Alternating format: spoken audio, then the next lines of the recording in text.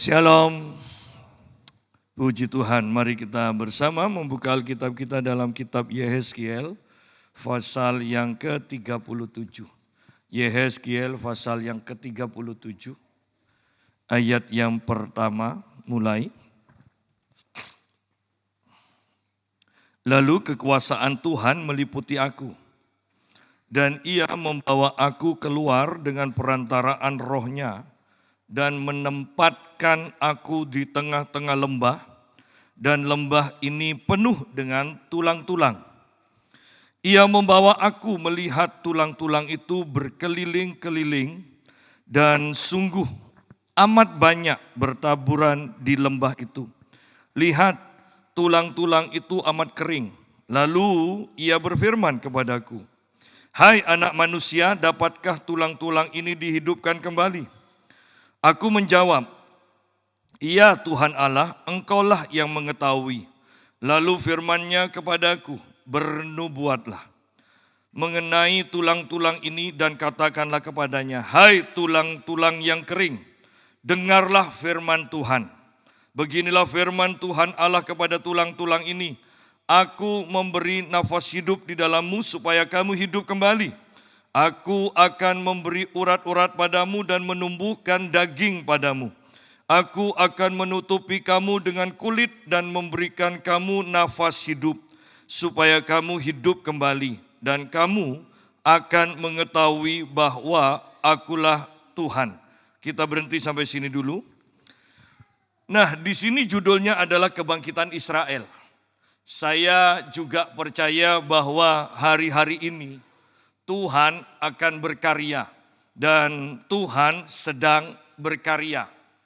Hanya yang jadi masalah apakah orang-orang Kristen jemaat Tuhan mengetahui bahwa Tuhan sedang berkarya.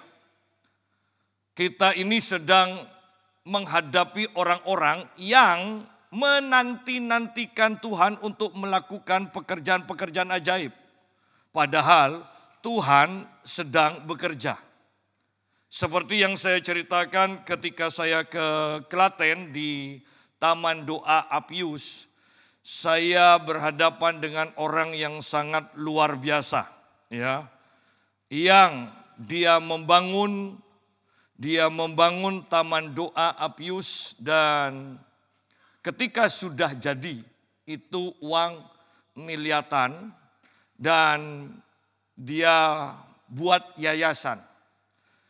Di dalam yayasan itu bukan namanya dia yang tertera, bukan juga nama anaknya, dan tidak ada pewaris yang berhubungan dengan keturunannya, tetapi semua diatasnamakan gereja-gereja di Klaten. Ya. Dan orang yang seperti ini, yang mengalami banyak mujizat sekalipun seringkali akan mengalami kematian, yang berbuat baik tetapi seringkali mendapat balasan tidak baik, tetapi Tuhan tolong. Dia ketika menyerahkan semua itu, gereja-gereja tidak percaya bahwa itulah yang akan dia lakukan. Sehingga mereka memanggil anaknya, dan anaknya ditanya, "Sungguh-sungguhkah ini? Kamu tidak akan menuntut," dan sebagainya. Dan anaknya hanya menjawab, "Kata Papa, asal aku hidup benar, aku tidak akan kekurangan." Sidang jemaat, masih adakah orang tua yang bisa mewariskan iman seperti ini? Ini bukan uang ratusan juta, ini uang miliar. Ya. Tetapi luar biasanya, Bapak ini kemudian juga mendapatkan berkat. Dia didatangi seseorang dan dikatakan, angan-angannya apa tentang rumah yang dia inginkan. "Saya ingin rumah dengan luas tanah 1000 meter persegi. Saya ingin begini-begini," dan akhirnya dia katakan 4 tingkat. Anda tahu yang terjadi. Besoknya dia ditelepon, Bapak, rumah Bapak sedang dikerjakan sekarang, silahkan datang ke sini. Dan dia katakan, saya tidak punya tanah, saya tidak sedang membangun. Bapak silahkan datang ke sini. Dan sungguh rumah sedang dibangun, semuanya diukur. 4 tingkat dan dia katakan begini, 1 tingkat lantai dasar dia pakai. Tetapi 3 lantai di atas itu, setiap ada orang atau gereja atau orang, kalau Taman Apius itu sudah tidak cukup, bisa tinggal di sana gratis. Rumahnya disebut rumah berkat. Ya. Itu bisa dipakai semuanya. Asal tidak ada yang pakai, Anda datang atau Anda mau telepon dulu, Anda bisa pakai itu. Ya. Sidang jemaat, bahwa ketika orang sedang gonjang-ganjing dengan mega church, dan itu masalah negatif-negatif terus, tetapi saya mau katakan, di bawah ini sedang terjadi kebangunan rohani, sedang terjadi kegerakan yang luar biasa. Dan kita juga akan membahas ini. Saya merasa heran ketika gereja-gereja besar menubuatkan begini, bahwa gerakan akhir zaman dikatakan tanpa wajah, tanpa nama yang akan dipakai Tuhan. Tetapi herannya mereka yang menubuatkan, tetapi mereka tidak mau mengucurkan dana kepada gerakan-gerakan di gereja-gereja yang terpencil ini. Mereka bisa bernubuat, mereka tahu maksud Tuhan, tetapi mereka tidak bergerak dengan apa yang mereka nubuatkan. Wah, ini sangat mengerikan. Tetapi mari bagi kita semua yang ada di sini, saya mau ingatkan, di tengah-tengah berita-berita negatif tentang gereja-gereja yang terkenal, hamba-hamba Tuhan yang terkenal dan sebagainya, saya mau katakan sedang terjadi kebangunan rohani, sedang terjadi kegerakan Tuhan di gereja-gereja kecil yang tidak dikenal. Ya. Jadi ini sangat luar biasa. Saya juga tahun ini menikmati, mengalami demonstrasi kuasa yang sangat luar biasa. Ya. Dan banyak kelepasan terjadi. Mari kita lihat di sini ayat pertama. Lalu kekuasaan Tuhan meliputi aku. Dan ia membawa aku keluar dengan perantaraan rohnya. Seperti tadi pagi kita bahas Yehezkiel 47. Bahwa hanya ketika air itu melingkupi Yehezkiel.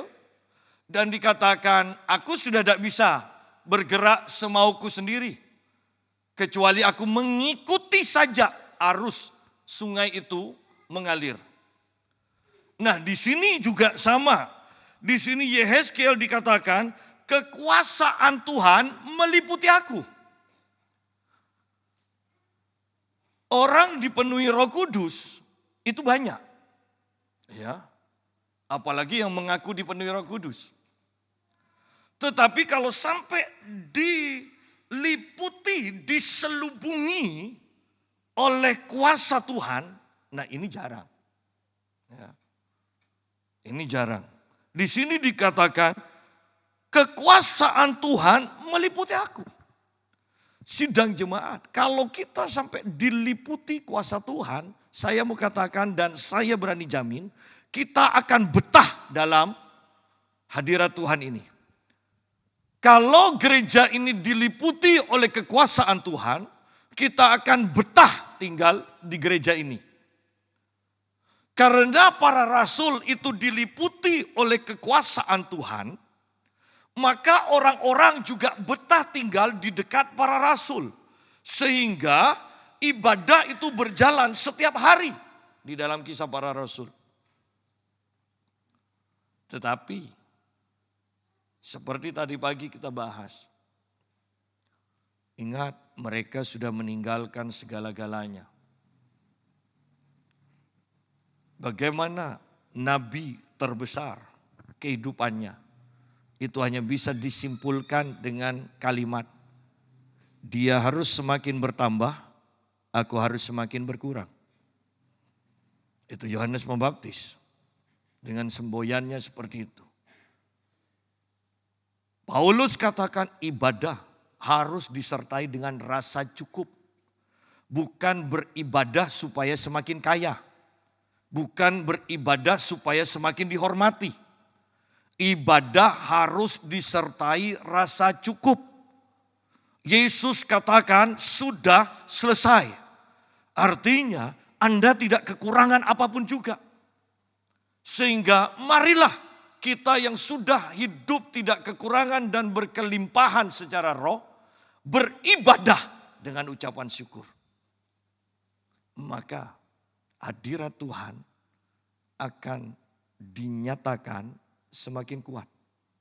Ya. Hadirat Tuhan akan dinyatakan semakin kuat. Lalu kekuasaan Tuhan meliputi aku. Dan ia membawa aku keluar. Dia membawa aku keluar. Bahwa ketika kita diliputi kuasa Tuhan, maka Tuhan akan memimpin kita. Atau kita sudah tidak berdaya lagi untuk melakukan kehendak kita. Kita hanya mengikuti pimpinan Tuhan. Ya. Di sini, ia membawa aku. Paulus mengatakan, aku adalah tawanan roh. Ya, Paulus katakan seperti itu. Artinya yang namanya tawanan, dia tidak bisa melakukan seturut dengan kehendaknya sendiri. Dia sudah tidak berdaya lagi. Aku adalah tawanan roh. Yehezkiel mengatakan, Tuhan membawa aku. Tuhan membawa aku. Sidang jemaat, bagaimana dengan kehidupan kita? Apakah kita masih berjalan seturut kehendak kita sendiri? Ataukah Tuhan benar-benar memimpin kita? Ya. Mari pikirkan, karena ini akhir zaman. Mau tunggu kapan lagi kita dipimpin oleh Tuhan? Karena Alkitab, kitab Roma juga mengatakan bahwa anak-anak Allah dipimpin oleh Roh Allah. Kalau kita tidak pernah dipimpin oleh Roh Allah dalam kehidupan sehari-hari kita, jangan-jangan kita bukan anak Allah. Ya. Ia membawa aku keluar dengan perantaran rohnya dan menempatkan aku di tengah-tengah lembah dan lembah ini penuh dengan tulang-tulang. Bahwa roh itu memimpin, Tuhan memimpin. Tuhan membawa Yehezkiel bukan ke perkotaan. Bukan ke tempat yang enak, yang berkelimpahan, tetapi ke dalam lembah yang dipenuhi dengan tulang-tulang. Bahwa seseorang yang sudah mati dagingnya, yang dipimpin oleh Allah, yang dipimpin oleh Roh Allah, dia akan nurut, mau dibawa kemana saja, dia akan nurut. Ya. Tidak mudah. Ya. Banyak bahkan orang bekerja itu yang dikejar. Dia tidak tanya Tuhan, Tuhan maunya di mana? Tetapi yang jadi acuan adalah gaji. Sehingga walaupun dia sudah mapan di satu tempat, ketika ada tawaran lagi dengan gaji yang lebih tinggi, dia bisa langsung meninggalkan tempat ini dan pindah.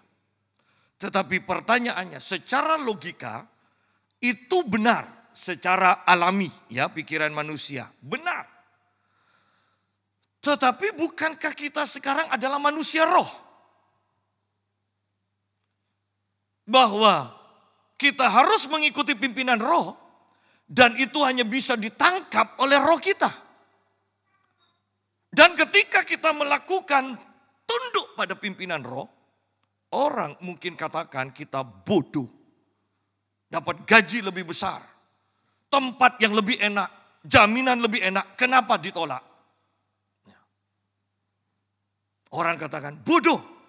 Iya, Kembali Alkitab katakan di dalam kitab Korintus, manusia rohani tidak bisa dinilai oleh orang-orang jasmani. Tidak bisa dinilai. Mujizat, kuasa Tuhan tidak bisa ditangkap oleh logika. Sepenuhnya itu karya roh yang bisa dimengerti hanya oleh roh kita. Orang yang tidak bergerak di dalam alam roh tidak bisa mengerti hal ini. Manusia daging, manusia jiwani tidak bisa menilai manusia rohani. Ketika saya melayani, seringkali PK yang saya dapat itu tidak nyocok, artinya dengan sopir, dengan makan di jalan, dengan BBM yang saya keluarkan. Seringkali istilahnya tekor. Dan seiring dengan bertambahnya usia, istri saya katakan, sudahlah, tidak usah keluar terus, lebih baik di rumah, sudah mulai berumur. Kemudian juga orang-orang tidak berperi kemanusiaan, ya kan? Tetapi saya katakan, tidak masalah. Kenapa? Karena saya sedang menabur. Saya sedang menabur. Kalau bukan saya yang nuai apa yang sudah saya lakukan untuk Tuhan, maka keturunan saya selanjutnya yang akan nuai. Nah, pelayanan seperti ini banyak orang yang tidak bisa nangkap. Ya. Tidak bisa nangkap secara jasmani. Tetapi manusia rohani bisa mengerti. Pasti bisa mengerti apa yang saya kerjakan. Ya. Paulus sampai mengatakan, upahku adalah aku bekerja tanpa upah. Orang secara duniawi akan mengatakan, gila. Upahku adalah bekerja tanpa upah. Kalau bekerja dapat upah, wajar. Tetapi bekerja tanpa upah, wah itu upah secara rohani. Ya. Upah secara rohani. Ingat kesaksian yang saya katakan juga tentang orang-orang Korea yang membangun gereja, satu gereja dengan jumlah jemaat hanya 200-an orang lebih. Membangun gereja di Indonesia itu sudah 150 gereja lebih kalau tidak salah. Dan ketika pendiri dari Taman Doa Apius ini pergi ke Korea untuk melihat yang nyumbang itu siapa, ya, kehidupan orang yang nyumbang di Korea. Ternyata itu bukan satu organisasi denominasi besar, itu satu gereja.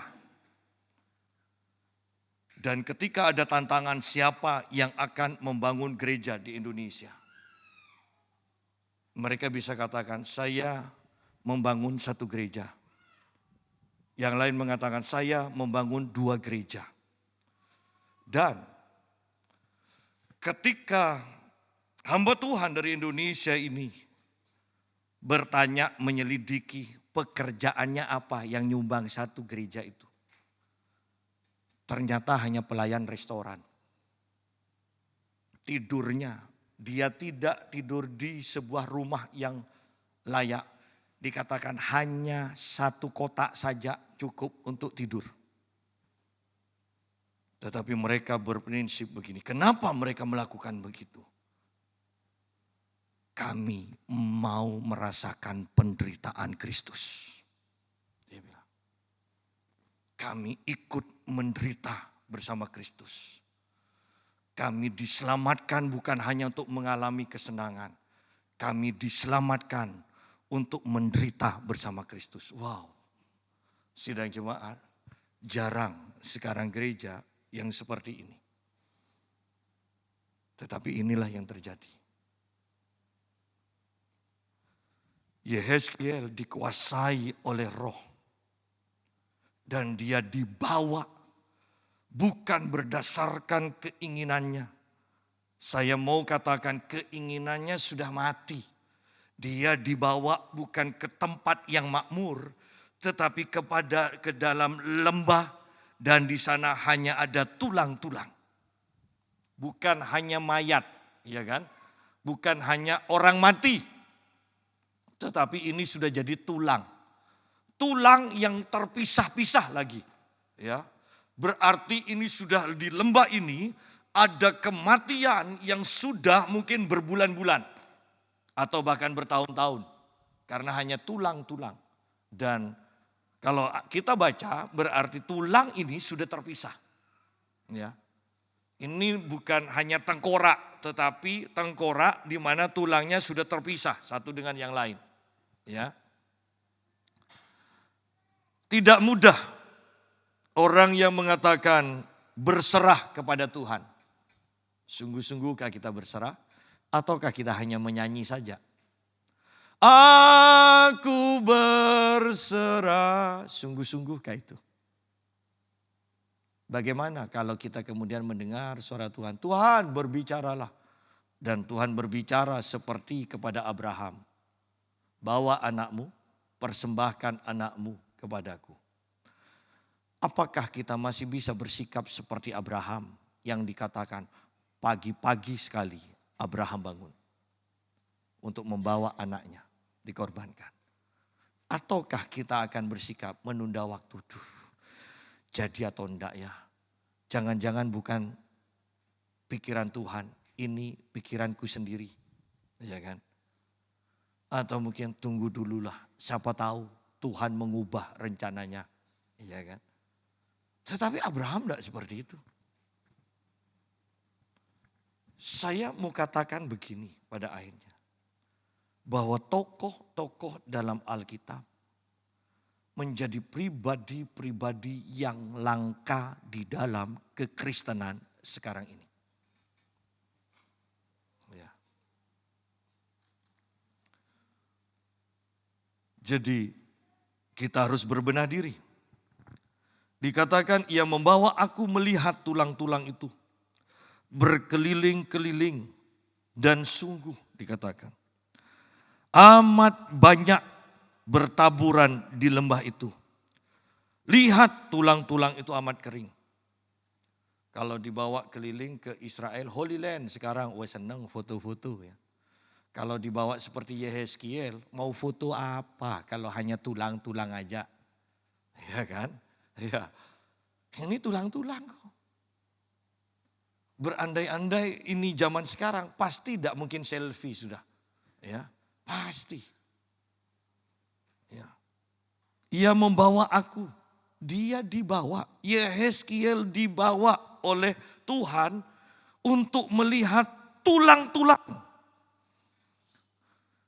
Berkeliling-keliling hanya tulang. Dan sungguh amat banyak dikatakan, amat banyak bertaburan di lembah itu. Tidak bisa lari ini, ya kan? Tidak bisa lari. Bersyukur bagi yang penakut mungkin katakan kita langsung artikan puji Tuhan ini siang hari. Ya. Coba ini maghrib. Ya. Coba ini maghrib. Ya. Takut tapi tidak bisa lari. Itu kan mengerikan. Itu sama seperti Scooby-Doo kan? Dulu siap-siap tapi tetap di tempat, ya kan? Ya. Amat banyak bertaburan di lembah itu, lihat tulang-tulang itu. Sangat banyak dikatakan, lihat tulang-tulang itu amat kering. Amat kering, sudah mati, jadi tulang, terpisah tulang satu dengan tulang yang lain, dan sangat kering.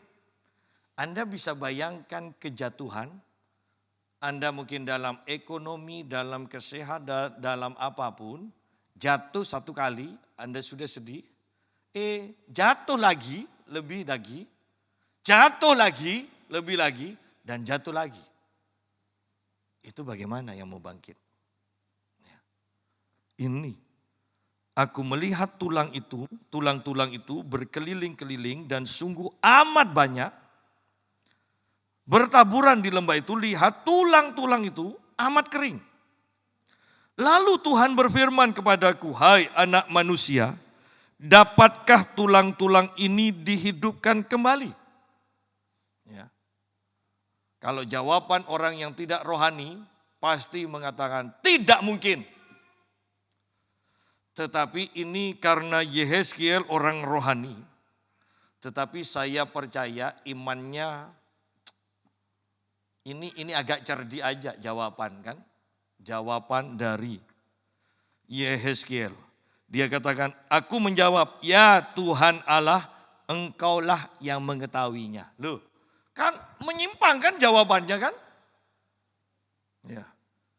Padahal hanya pertanyaannya dapat atau enggak kan? Orang kalau mau jujur ya seperti ini, ya kan? Seperti saya tetap ingat ketika Bapak GMM Mutu dari tempat ini saya ada di balkon. Dia katakan, percaya Pak Yusa 20 juta setiap bulan. Mau jawab amin tapi memang enggak ada iman. Iman itu kita tahu kok punya iman atau enggak. Mau jawab enggak mungkin, masa hamba Tuhan bilang enggak mungkin. Ya kan? Jadi yang saya lakukan, saya ingat di balkon itu, saya hanya senyum. Nah, itu kan jawaban yang hebat kan, senyum. Ya, enggak iya, enggak.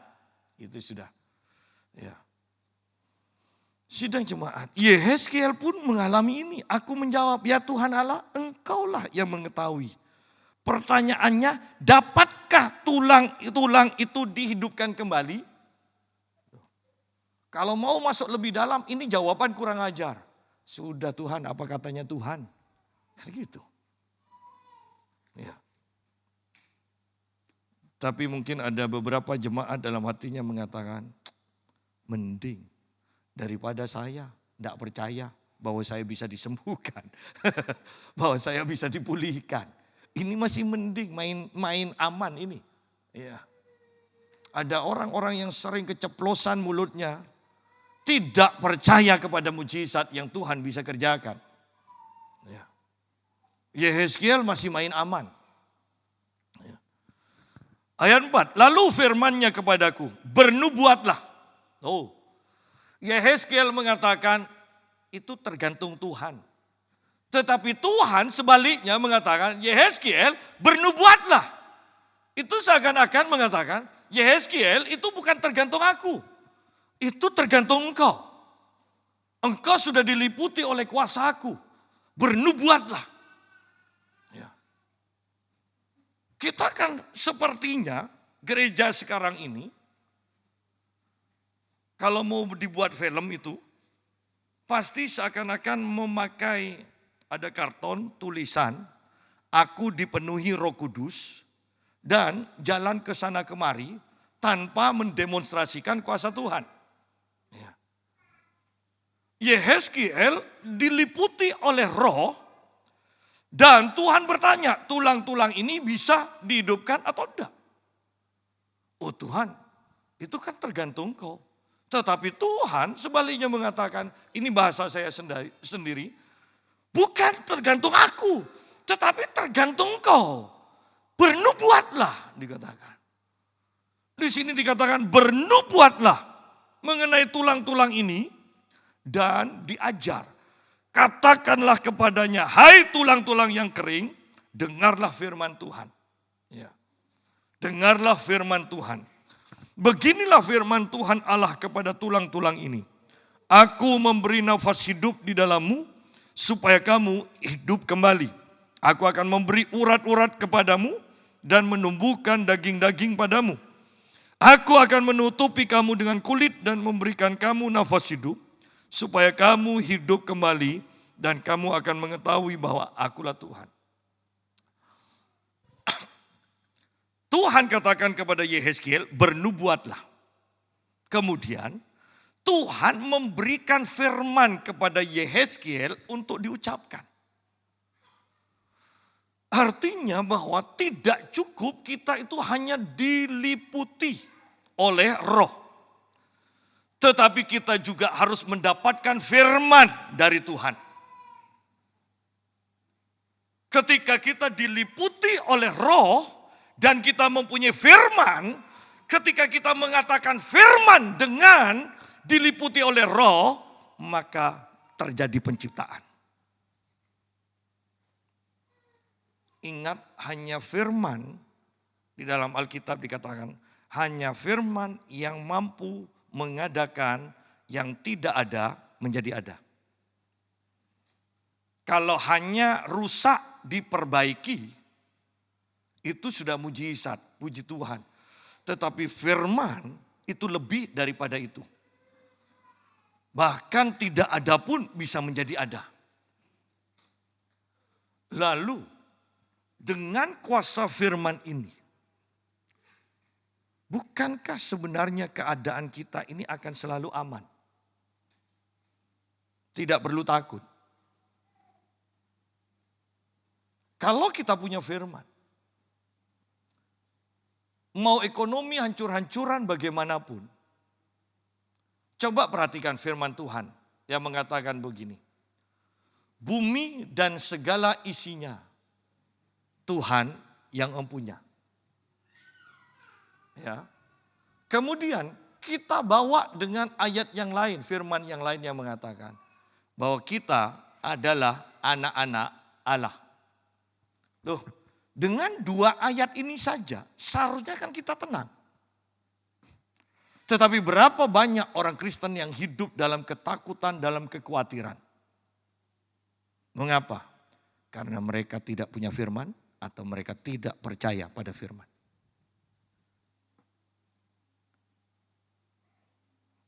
Mazmur 23 ayat pertama. Bukankah itu sangat menenangkan kita? Tuhan adalah gembalaku. Takkan kekurangan aku. Ayat ini kalau kita percayai, kita tidak akan khawatir loh menghadapi apapun juga. Tuhan adalah gembalaku. Saya di tempat fitness, yang menjaga tempat fitness itu saya godain begini. Saya tidak nyinggung Adil. Saya godain begini. Kapan kamu mau kawin? Sudah umur 30 tahun, kamu ini kan expired berarti. Saya kata. Ya. Oh, mau kawin ya apa? Gaji hanya segini. Loh, saya katakan, kamu mending gaji 1 juta. Saya kawin honor 20.000 kok. Allah, tidak mungkin. Nah, kembali kan. Bahwa apa yang dikatakan orang rohani sukar untuk ditangkap dan dipercaya, dimengerti oleh orang yang bersifat daging. Ya. Jadi kita punya firman. Kalau kita memang punya firman dan percaya pada firman itu, menghadapi apapun kita tenang kok. Ya. Bagaimana dengan ayat yang mengatakan emas dan perak adalah milikku? Bukankah kita aman jadinya? Ya.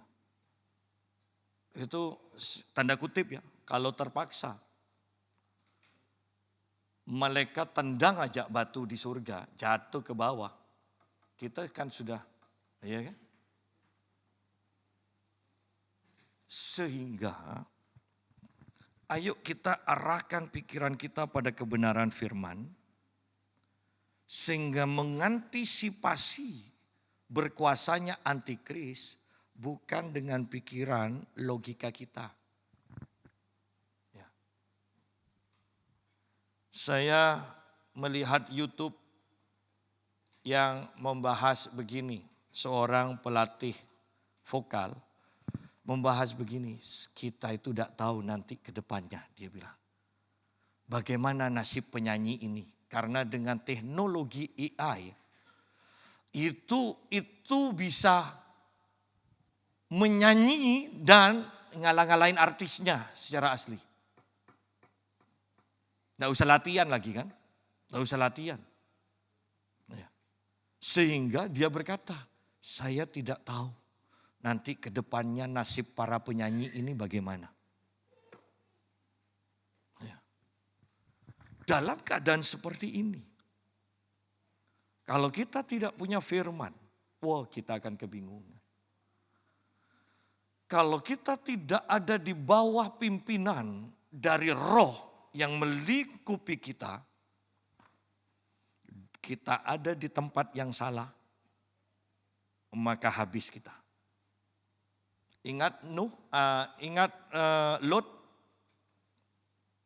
kelihatannya baik, Sodom, kelihatannya baik, makmur. Tetapi saya mau katakan, Lot memilih tempat yang salah. Abraham tidak milih, dia hanya diam.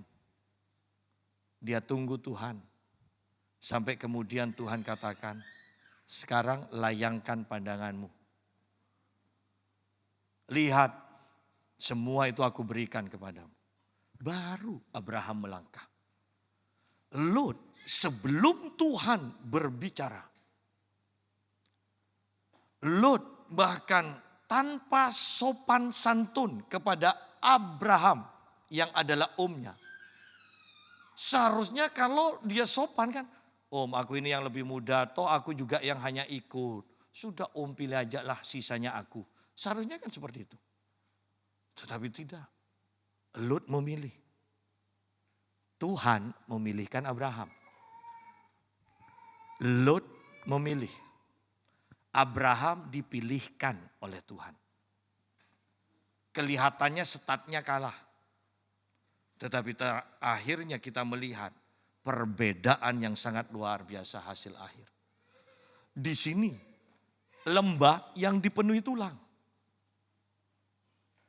Awalnya dia Yehezkiel dibawa oleh Tuhan, dipilihkan tempatnya secara jasmani. Hanya kuburan, anggaplah kuburan. Tetapi hasil akhirnya adalah tentara-tentara yang sangat luar biasa. Ya. Itu hasil akhirnya. Jadi belajar mengikuti pimpinan Tuhan. Iya kita pandai. Iya kita berpengalaman. Tetapi mau sepandai dan sepengalaman apapun kita, tidak ada seorang pun yang tahu masa depan. Masa depan hanya ada di tangan Allah. Itu Alfa dan Omega. Yang mengetahui akhir dari awal. Ya. Kembali kepada pembahasan kita. Ayat 7. Lalu aku bernubuat seperti diperintahkan kepadaku. Belajar taat. Sekalipun menurut pikiran dari Yehezkiel mustahil. Loh, seandainya kita disuruh, belum tentu loh kita berani. Apalagi kalau disaksikan oleh banyak orang kan. Ya. Kalau sendirian tidak apa-apalah. Toh kalau gagal tidak ada yang tahu. Tapi kalau banyak orang. Ya. Saya yang sangat berkesan dengan Jekko, hamba Tuhan yang dipakai Tuhan dalam kesembuhan ilahi. Ketika dia mendoakan seorang perempuan yang sangat-sangat parah julingnya. Jadi selalu itu ada di tengah semua matanya. Dalam dia berdoa, dia tutup mata perempuan ini, tetapi tangan satunya sudah sedia cermin. Ya. Dia tutup, dia cermin ditaruh di depan matanya dalam nama Tuhan Yesus. Dan ketika tangannya yang nutup mata ini ditarik, sudah langsung kaca dan mata perempuan itu menjadi normal. Anda bisa lihat di YouTube itu ada filmnya. Ini kalau ini bukan hanya sekedar buku, itu ada filmnya. Ya. Bahwa hanya orang yang diliputi oleh kuasa Tuhan dan mempunyai firman saja yang berani melakukan itu. Perbuatannya tidak bisa dipahami oleh orang lain. Dia dalam penginjilan dia mempunyai tenda yang besar yang bisa menampung ribuan. Suatu saat ada kabar. Hari di mana dia akan mengadakan KKR, sudah tenda dibangun. itu akan terjadi badai yang begitu besar. Dan dia katakan begini, bongkar tenda itu, kita pergi ke tempat lain, dia bilang. Orang lain katakan, kamu tidak punya iman. Seharusnya berdoa supaya badai itu tidak datang menerpa tendamu. Dan Jeko hanya jawab begini, justru karena saya punya iman, saya suruh bongkar ini. Dia bilang, dan sungguh badai menerpa dan banyak kerugian di kota itu. Tetapi Jeko menyelamatkan tendanya. Bahwa tindakan dari orang yang dipimpin roh sukar untuk dipahami oleh orang yang tidak bergerak di dalam alam roh. Ya, yuk kita lanjutkan. Lalu aku bernubuat seperti yang diperintahkan kepadaku. Hidup dalam ketaatan. Tidak mudah, karena ini akan diperhadapkan dengan rasa malu kalau ini tidak terjadi loh. Harga ketaatan itu mahal. Ya, harga ketaatan itu mahal. Dan segera sesudah aku bernubuat,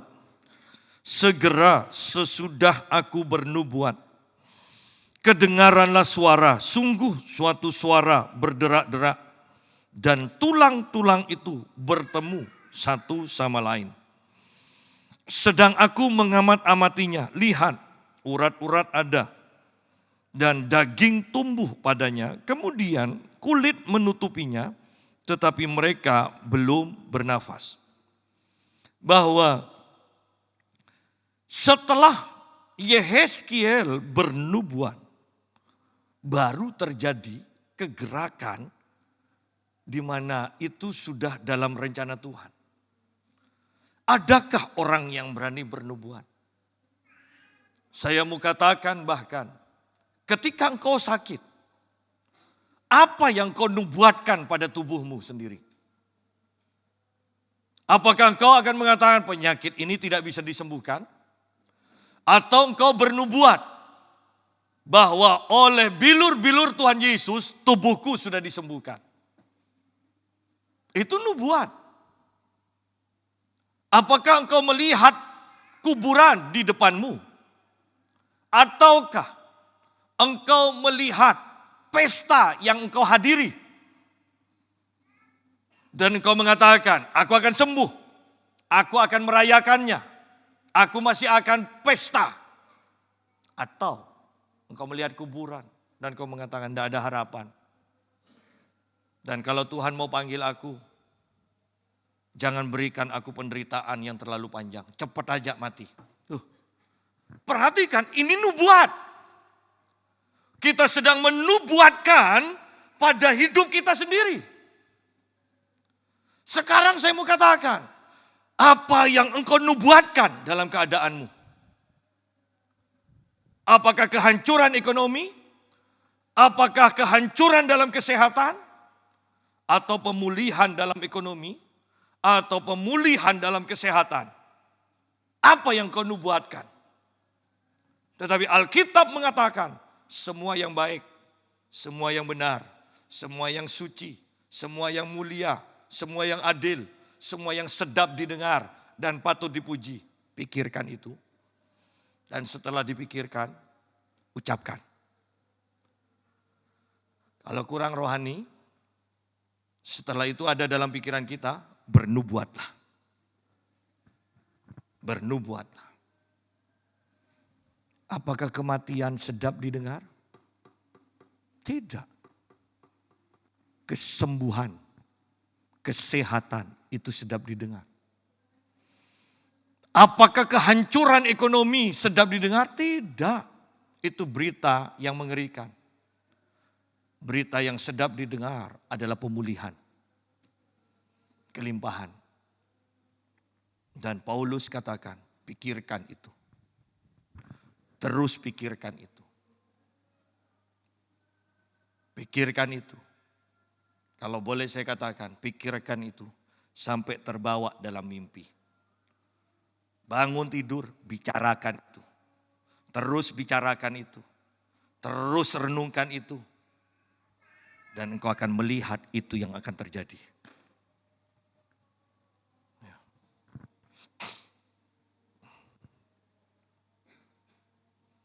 Ayat 9. Maka firman-Nya kepadaku, bernubuatlah. Bernubuatlah kepada nafas hidup itu. Bernubuatlah hai anak manusia. Dan katakanlah kepada nafas hidup itu, beginilah firman Tuhan Allah. Hai nafas hidup, datanglah dari keempat penjuru angin. Dan berhembuslah ke dalam orang-orang yang terbunuh ini. Supaya mereka hidup kembali.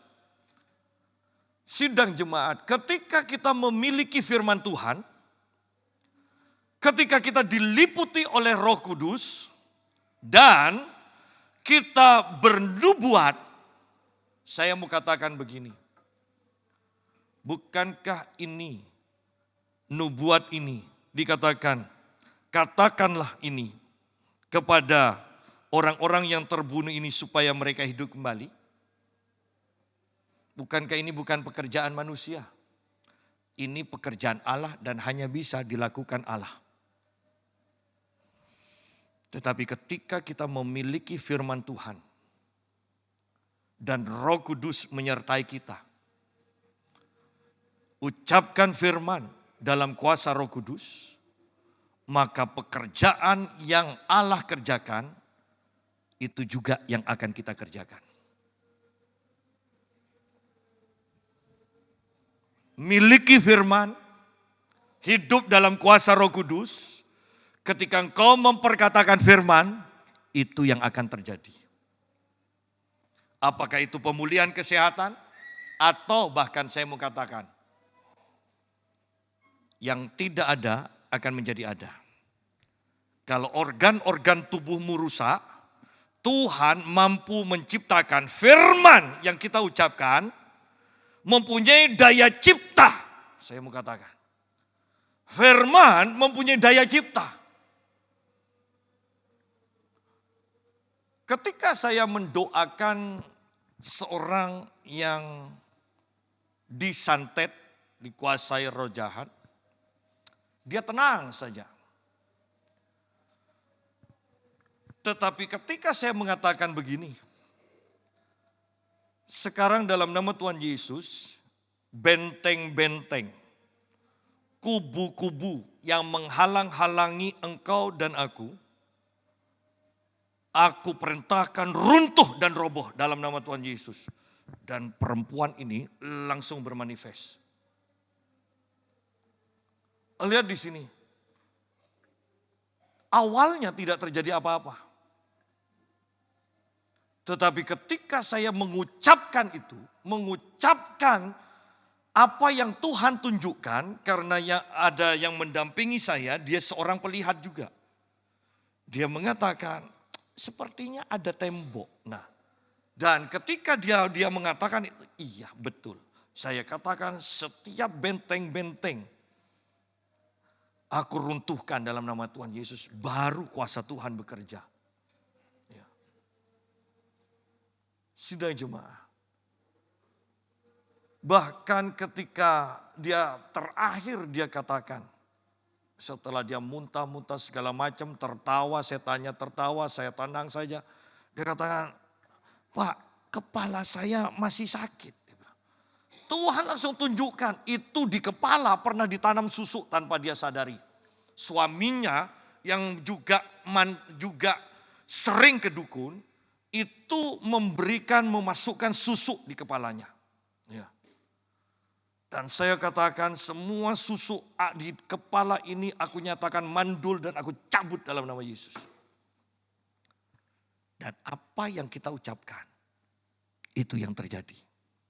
Sidang jemaat, saya mau katakan, ketika engkau mempunyai firman, ketika engkau dipenuhi, dilingkupi oleh roh, bernubuatlah. Ucapkan firman itu, engkau akan melihat daya cipta terjadi. Sakit, kita mempunyai firman. Ada Yesus adalah tabib.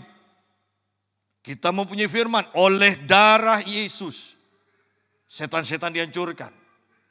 Kita mempunyai firman oleh bilur-bilur Yesus. Aku sudah disembuhkan. Kita mempunyai firman, dosa kita diampuni dan kita disembuhkan. Kita punya firman. Ketika itu diucapkan, maka itu mempunyai daya cipta dalam kehidupan kita. Kesembuhan mulai terjadi, kesehatan menjadi milik kita. Ya. Lalu aku bernubuat. Lalu aku bernubuat seperti yang diperintahkannya kepadaku. Ketika kita memiliki firman, ucapkan itu. Ucapkan dan nafas hidup itu masuk di dalam mereka. Sehingga mereka hidup kembali. Mereka menjejakkan kakinya, suatu tentara yang sangat besar. Saya mau katakan, membangkitkan orang mati bukankah ini adalah pekerjaan Allah? Tetapi luar biasanya, Allah mempercayakan kita untuk mencicipi pekerjaan Allah. Ya kan? Istilahnya mencicipi pekerjaan Allah. Yehezkiel membangkitkan tulang-tulang itu menjadi tentara yang besar. Saya mau tekankan kembali. Bukankah ini hanya Allah yang bisa mengerjakannya? Tetapi Allah mendelegasikan. Allah memberikan kepercayaan supaya Yehezkiel yang melakukannya. Bukankah Yesus juga percaya kepada kita? Bahkan Yesus katakan, kalau kamu percaya kepadaku, kamu akan melakukan pekerjaan-pekerjaan yang aku lakukan. Tetapi kalimat selanjutnya itu sangat mengerikan, saya katakan sangat mengerikan. Bahkan pekerjaan-pekerjaan yang lebih besar. Oh, itu sangat luar biasa. Seringkali kita hanya berhenti di kalimat pertama dan kita katakan, siapa aku? Tak mungkinlah. Selesai sudah. Padahal masih ada ayat selanjutnya. Bahkan pekerjaan-pekerjaan yang lebih besar. Artinya, kedepannya itu tinggal cara pikir kita. Apakah kita akan melihat antikris yang akan berkuasa dan menghancurkan? Ataukah kita akan melihat penggenapan firman Tuhan ini? Tergantung mana yang kita lihat dan kita percayai. Di satu sisi antikris dengan kehancuran. Di sisi yang lain ada firman yang mengatakan, yang sangat menggairahkan. Kamu akan melakukan pekerjaan-pekerjaan yang aku lakukan, bahkan pekerjaan yang lebih besar. Ya. Nah, lihat di sini, mereka menjejakkan kaki. Setelah mereka hidup, mereka menjejakkan kakinya. Dari tulang yang terpisah-pisah, tidak berbentuk tubuh, tidak berbentuk tengkorak lagi. Ya, tengkorak yang utuh, maksud saya. Hanya tulang yang terpisah-pisah, sekarang perubahannya sangat luar biasa. Bukan hanya tersambung tulang itu, tetapi juga tumbuh daging, tumbuh urat, tumbuh kulit, dan hidup. Bukan hanya sekedar hidup, di sini dikatakan mereka menjejakkan kakinya suatu tentara yang sangat besar. Bahwa apa yang sudah tidak berarti pun, Tuhan mampu buat itu berarti. Oleh karena itu saya percaya, ada gerakan dari orang-orang yang tidak dipandang sekarang ini, yang Tuhan akan pakai untuk membongkar balikkan keadaan. Ya. Dan harapkan itu juga adalah kita termasuk di dalamnya.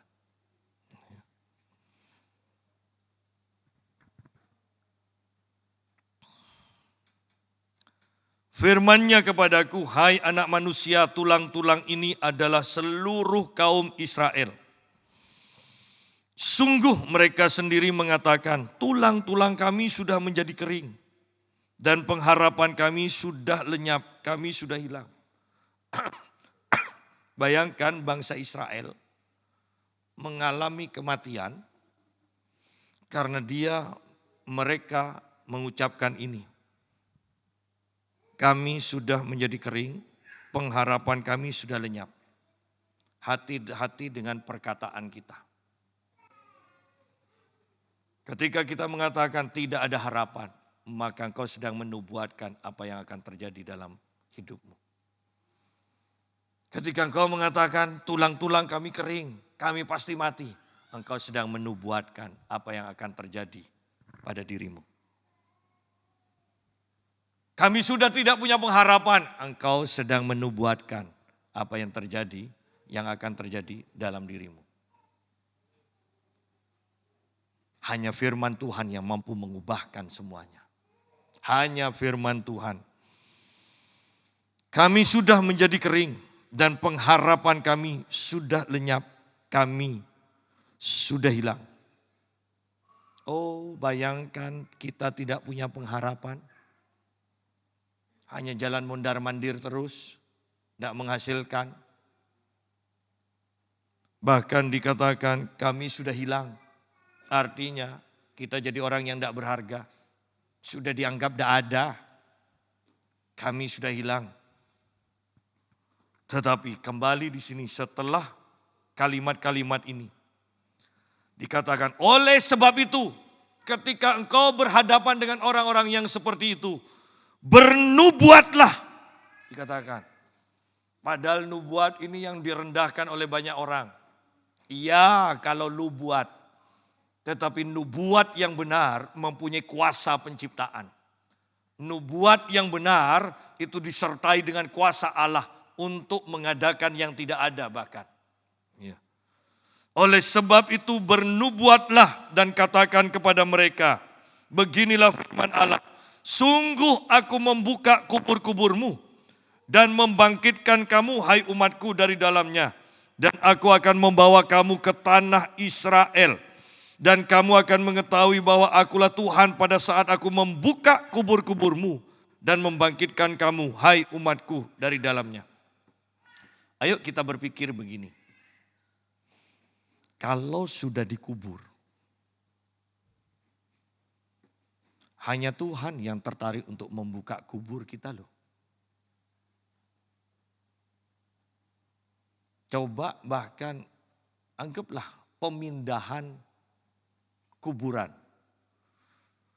Ada keluarga yang mendekat. Paling nyuruh orang kan yang sudah tahan untuk nyium bau segala macam. Keluarga yang bayari hanya lihat dari jauh. Tidak tertarik.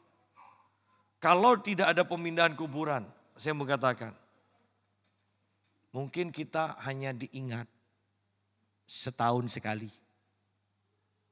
Tidak ada yang tertarik dengan orang yang sudah ada di kubur. Hanya Tuhan yang tertarik untuk membongkar kuburan itu dan membangkitkan. Ketika engkau sudah tidak diingat, tidak dihargai, dilupakan oleh orang-orang sekelilingmu atau bahkan keluargamu. Saya mau katakan, Tuhan masih tertarik kepadamu. Sekalipun kau mengatakan pengharapanku sudah lenyap. Tuhan masih tertarik kepadamu. Selalu ada pengharapan di dalam Tuhan. Engkau sudah ditutup, sudah dilupakan, sudah ditinggalkan. Ternyata Tuhan tidak pernah melupakan, Tuhan tidak pernah meninggalkan, Tuhan masih mau berkarya atas hidupmu. Mungkin kau mempunyai mimpi. Dan itu sudah dikuburkan karena kau mengatakan mustahil ini terjadi. Itu sudah dikubur. Tetapi Tuhan mampu membongkar kuburan itu. Tiba-tiba engkau ingat lagi mimpi yang engkau sudah katakan. Tidak mungkin terjadi. Tiba-tiba engkau ingat lagi. Tiba-tiba iman itu bangkit. Mengapa bisa seperti itu? Karena Tuhan ingat dan Tuhan berkarya. Tuhan memberikan iman. Para murid mengatakan, para rasul mengatakan pada Yesus, tambahkan iman kami. Mungkin dahulu engkau imanmu terbatas dan engkau mengubur pengharapanmu. Tidak mungkin terjadi. Tetapi sekarang Tuhan katakan bernubuatlah supaya kuburan itu terbuka lagi.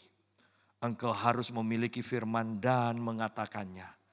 Miliki firman dan katakan. Miliki firman dan katakan. Iman akan ditambahkan oleh Tuhan. Iman akan ditambahkan. Engkau mengatakan dahulu tidak mungkin. Dan sekarang engkau melihat, loh ini kan hanya pengharapan yang kecil. Karena Tuhan sedang menambahkan iman kepadamu. Apa yang kelihatannya mustahil di masa lalu bagimu. Saya mau katakan hari ini Tuhan mengaruniakan iman kepadamu. Dan kau mulai melihat, ya ini kan masalah kecil. Ini masalah kecil. Ini pasti terjadi. Sidang jemaat, mulailah bernubuat. Katakan firman Tuhan dalam hidupmu. Katakan firman Tuhan atas keluargamu. Katakan firman Tuhan atas pekerjaanmu. Di sini dikatakan, dan kamu akan mengetahui bahwa akulah Tuhan. Pada saat aku membuka kubur-kuburmu dan membangkitkan kamu, hai umatku, dari dalamnya. Aku akan memberikan rohku ke dalammu, sehingga kamu hidup kembali. Dan aku akan membiarkan kamu tinggal di tanahmu. Kamu akan tinggal di tanahmu. Bukankah ini tentara yang mati dan tinggal tulang? Mereka adalah orang-orang yang terbuang. Mereka ada di lembah. Mereka tidak ada di rumahnya. Mereka bukan berada di tempat yang layak. Tetapi Tuhan membangkitkan mereka dan perhatikan begini. Aku akan membiarkan kamu tinggal di tanahmu. Aku akan membiarkan kamu tinggal di tanahmu. Engkau tidak akan terusir lagi. Engkau akan tinggal di rumahmu. Engkau akan tinggal di rumahmu. Engkau tidak akan mengalami penyitaan rumah. Engkau tidak akan diusir.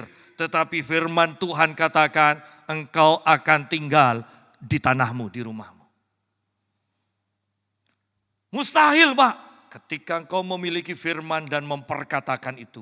Ketika engkau hidup di dalam kuasa Roh Kudus dan memperkatakan itu. Itu akan terjadi. Itu akan terjadi. Dan kamu akan mengetahui bahwa aku Tuhan yang mengatakannya dan membuatnya demikian, firman Tuhan. Bahwa ketika Tuhan mengatakan, ketika firman Tuhan itu dikeluarkan, maka Tuhan mau tidak mau pasti akan menggenapi firman-Nya. Saya tekankan. Jadi miliki firman dan belajar mengucapkannya. Belum ada iman Pak, ucapkan lagi. Belum ada iman Pak, ucapkan lagi. Ketika engkau terus mengucapkannya, iman akan muncul di dalam dirimu. Dan ketika engkau mengucapkan dengan iman, maka penciptaan akan terjadi. Pemulihan terjadi, kesembuhan terjadi. Saya percaya kuasa Tuhan sedang bekerja di tengah-tengah kita. Saya percaya kuasa kesembuhannya mengalir. Saya percaya bahwa roh iman sedang dilimpahkan oleh Tuhan atas hidup kita. Dan persiapkan sungguh-sungguh dirimu untuk melihat dan mengalami perubahan demi perubahan. Firman Tuhan mengatakan, aku tidak akan mati, tetapi aku akan melihat kebaikan Tuhan di negeri orang hidup. Aku tidak akan kekurangan sebab Tuhan adalah gembalaku.